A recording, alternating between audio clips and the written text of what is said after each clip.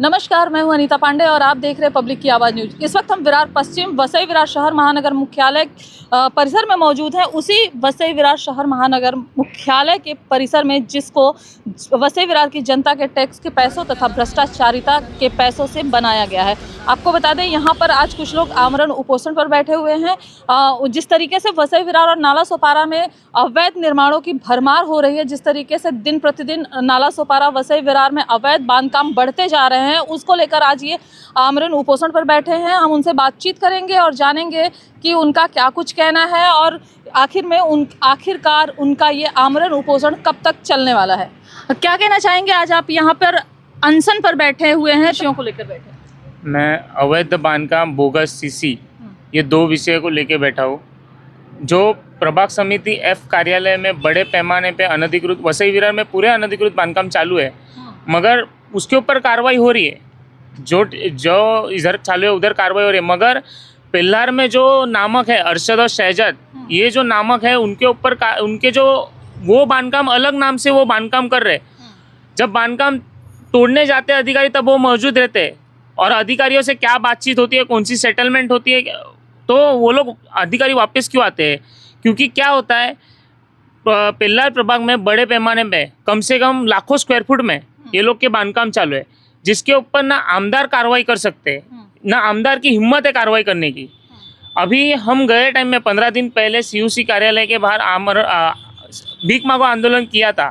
भीख मांगो आंदोलन में 2 दिन अधिकारियों ने हमें दक्षता नहीं दी थी। तीसरे दिन हम लोग ने दीपक सावंत जो है उनके ऊपर, उपायुक्त है, उनके ऊपर चिल्लर फेंका था। तो वो संदर्भ में हम लोग को पुलिस स्टेशन में गिरफ्तार किया गया, वो सब हो गया।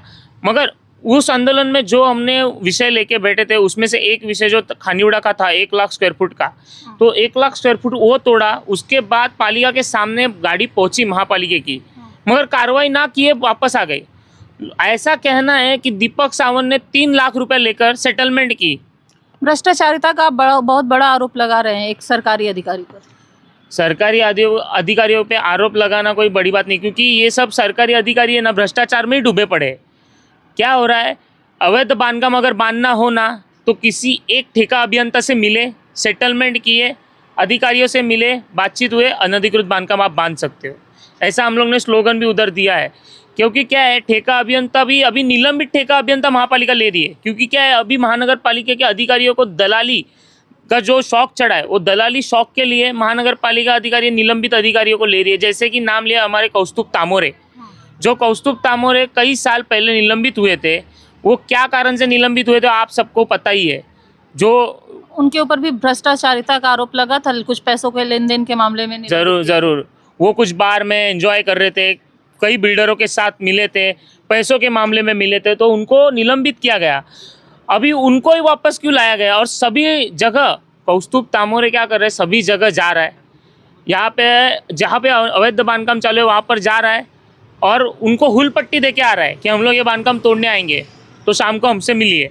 शाम को मिल रहा है, सेटलमेंट कर रहा है, बांधकाम बच रहे। ऐसे पालिका के सामने हुआ, या तो नाला सोपारा में जो हाजी नायडू का काम चालू है, उसके बाद असलम का काम चालू है नाला सोपारा पोस्ट ऑफिस के पीछे। ये सब काम कम से कम 5-5 फ्लोर का काम चालू है, और ये कम से कम 3-3, 4-4 टाउनशिप का काम चालू है उसमें। तो ये सब बांधकाम किधर तो रोकने चाहिए। गरीब जन, अब जैसे 41 बिल्डिंग उन लोगों ने तोड़ा इतने सालों के बाद, तो अभी जो आमदार है राजन अप्पा नाइक, उनके प्रभाग में अवैध बांधकाम चालू है। विलास तरे साहब है, उनके प्रभाग में अवैध बांधकाम चालू है। तो मुझे इनसे यही कहना है कि जैसा बहुजन विकास आघाड़ी पे आरोप किया गया कि सीताराम गुप्ता के वजह से बहुजन विकास आघाड़ी के ऊपर आरोप किया गया, और सीताराम गुप्ता ने अवैध 41 बिल्डिंग बनाई और वो बाद में अभी तोड़ी, वैसा आरोप आगे जाके आप पे ना हो, इसलिए आप कार्रवाई की मांग करें। ये जो भ्रष्ट अधिकारी है, जो रमेश मनाले है, या तो दीपक सावंत को भी अभी थोड़ा, जैसा दीपक सावंत नए आए हैं, मगर उनको थोड़ा पैसे की गर्मी आने चालू हो गई है, ऐसा मुझे किधर तो लगता है। यहाँ पर अवैध निर्माणकर्ता जो हैं वो हज़ारों की संख्या में हैं, और यहाँ पर तकरीबन अगर हम बात करें तो वसई विरार नाला सोपारा में 9,000 10,000 के ऊपर जो अवैध निर्माण है, ठीक है, तो उन सारे अवैध निर्माणों को छोड़कर आपने सिर्फ इन्हीं अवैध निर्माणों को क्यों चुना? शहजाद मलिक, आपको बता दें अरशद चौधरी, शहजाद मलिक और जैसे जो ये चेहरे हैं, ये काफ़ी बड़े चेहरे हैं अवैध निर्माण करने वालों में, जो अगर माना जाता है तो ये बड़ी हस्तियां मानी जाती हैं। ऐसे में बाकी अवैध निर्माणों को छोड़कर इनके ही ऊपर आपकी नज़र क्यों है? क्योंकि क्या है, इनके बांधकाम पे आमदार भी कार्रवाई करने के लिए डरते हैं, ऐसा मेरे को किधर तो लगता है। पालिका का अधिकारी तो डरते ही है, तो आमदार भी अभी इनके इधर जाने के लिए डरते, इनके ऊपर कार्रवाई करने के लिए डरते, ऐसा मुझे किधर तो लग रहा है। क्योंकि क्या है, ये जो बांधकाम बांधते 250 रुपया, 300 रुपया, 350 रुपया स्क्वायर फुट के पीछे महानगर पालिका को देते हैं। अभी 350 रुपया स्क्वायर फुट भी पकड़ लिए तो 10,000 स्क्वायर फुट का 35 से 30 लाख रुपया होता है। तो 35 से 30 लाख रुपए में ठेका अभियंता आया, सहायक आयुक्त आया, उपायुक्त आया, अतिरिक्त आयुक्त आया, आयुक्त आया, ये सब में पैसा बांटा जाता है। तो ये लोग को डर नहीं लगता है कि हम लोग इतना पैसा दे रहे हैं, अधिकारी हम लोग का तोड़ेंगे नहीं। और ये सच बात है कि अधिकारी इन लोग का तोड़ते ही नहीं है। देखा गया है कि अवैध निर्माणों के खिलाफ और भू माफियाओं के शहजाद मलिक, अरशद चौधरी और जो अभी एक नया उभरता हुआ भू माफिया नायडू करके, ये ऐसे चेहरे हैं जिनसे अभी आपने आरोप जैसा लगाया कि बहुत प्रशासन भी इनसे डरती है। तो इनके खिलाफ कई बार आंदोलन हुए, अनशन हुए, उपोषण हुए, लेकिन निष्कर्ष कुछ भी निकला नहीं। और जैसा कि अभी आपने कहा कि अधिकारी जो हैं वो सेटलमेंट पे बैठते हैं, तो ये अनशन कहीं उसी सेटलमेंट का एक हिस्सा तो नहीं है? कहीं ऐसा तो नहीं कि ये आपका जो अनशन है ये भी एक बाद में जाके किसी सेटलमेंट पे ख़त्म होगा? देखिए, मैंने आपसे जैसा कहा कि गए टाइम भी जो मैं बैठा था तो 1 लाख स्क्वायर फुट तोड़ा। अभी जब तक मेरे को डॉक्टर ने खुद कहा है कि आपका बीपी लो हो गया, आपको एडमिट होने की ज़रूरत है, मगर मैंने डॉक्टर से भी साफ साफ कहा है जब तक कार्रवाई नहीं होती तब तक मैं एडमिट होऊंगा नहीं। अगर मेरी जान भी चली गई, सबसे पहले ये बांधकाम टूटने चाहिए और जो कॉम्प्लेक्स के काम चालू है वो पहले टूटने चाहिए। जिनके ऊपर स्टे, मेरे को ऐसा पत्र भी आया है, आश्वासन का पत्र मुझे आया है, मैं ऐसा नहीं बोल रहा हूँ, मेरे को आश्वासन का पत्र दिया गया है। उसमें कहा है कि हम लोग कार्रवाई करेंगे, मगर मैं वो पत्र को सम्मानित नहीं कर रहा हूँ। मेरे को 2-3 फ़ोन आके गए अधिकारियों के कि आप आंदोलन पीछे ले लीजिए, मैं पत्र देता हूँ, मगर मेरे को पत्र नहीं चाहिए। मैंने अधिकारियों से साफ साफ कहा है आप जाके कार्रवाई करना शुरू करिए, आपकी कार्रवाई कीजिए, मैं यहाँ से उठ के जाता हूँ, आपका पत्र की भी मेरे को ज़रूरत नहीं है। मतलब सेटलमेंट अगर बात आएगी तो आप सेटलमेंट नहीं करेंगे, जब तक तोड़क कार्रवाई नहीं होगी तब तक उठेंगे नहीं? ज़रूर मैडम, 2 दिन से मैं बैठा हूँ तो सेटलमेंट की बात ही नहीं आती है। अच्छा, यहाँ पर कई और मुद्दे हैं वसई विरार में, वसई विरार नाला सुपारा में कई और मुद्दे हैं, जैसे कि नशीले पदार्थों के कारोबार का मुद्दा होता है। और जब खबरें लगाई जाती हैं तो बहुत सारे आप जैसे समाज सेवक लोग फ़ोन करते हैं उन खबरों को प्राइवेट करवाने के लिए, डिलीट करवाने के लिए। आखिर उन मुद्दों पर भी आप कभी आमरण उपोषण या आमरण अनशन पर बैठेंगे, या सिर्फ अवैध बांधकाम का ही मुद्दा आपके लिए प्रमुख रूप से रहेगा? नहीं, हम लोग उसके ऊपर भी आमरण उपोषण के लिए बैठेंगे। और मैं जल्दी से, अभी मेरा ये अनशन ख़त्म होने के बाद मैं पिल्लर पुलिस स्टेशन से बात करने वाला हूँ, क्योंकि कुछ मैंने बीच में सुना था कि कुछ नशीले पदार्थ की बिक्री नाला सुपारा पिल्लर अंतर्गत हो रही है। तो मैं खुद पीआई उधर के पीआई साहब के पास जाने वाला हूँ, उनको पत्र देने वाला हूँ, इनके ऊपर कठोरात्मक कार्रवाई हो।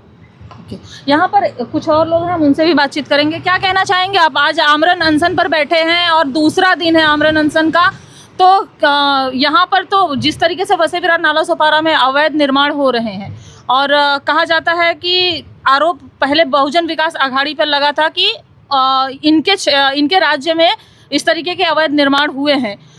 और आपको क्या लगता है कि जो अभी सत्ता परिवर्तन हुआ है उसमें कुछ जो ये अवैध निर्माण है, ऐसे मामलों में भी परिवर्तन होगा या फिर ये जारी रहेगा? आपको क्या लगता है? देखो, अभी मैं देख रहा हूँ, अभी सत्ता परिवर्तन हुआ, अभी बीजेपी सरकार आई है, तो जितने बहुजन विकास के जितने बिल्डर थे, माफिया लोग थे, वो तुरंत पक्ष प्रवेश कर रहे हैं, बीजेपी में जा रहे हैं। उनको पता है अभी सत्ता चेंज हुआ है, अभी उसमें जाने का। आप देखेंगे सोशल मीडिया में पूरा बीजेपी पे बिल्डर लोग अभी बैनरबाजी कर रहे हैं कि बीजेपी में गए करके, क्योंकि उनको भी बांधकाम करना है तो किसका आशीर्वाद चाहिए ना।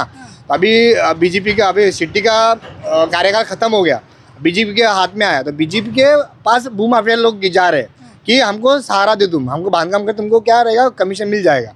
तो इसके लिए हम ये निवेदन करना चाहते हैं, जो सिटी ने किया, जो आप बीजेपी सरकार जो आई है वो ना करे, क्योंकि आपको डेवलपमेंट चाहिए, पर साफ सुथरा डेवलपमेंट करो, लीगल काम करो।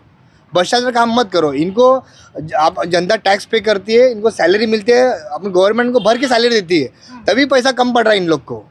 तो अभी ये अनशन कितने दिनों तक जारी रहेगा या आश्वासन पर ये अनशन टूटेगा? देखते हैं अभी क्या इनका, अभी तो रिप्लाई आया नहीं, कोई अधिकारी मिलने नहीं आया हमको कि क्या करेंगे क्या करके।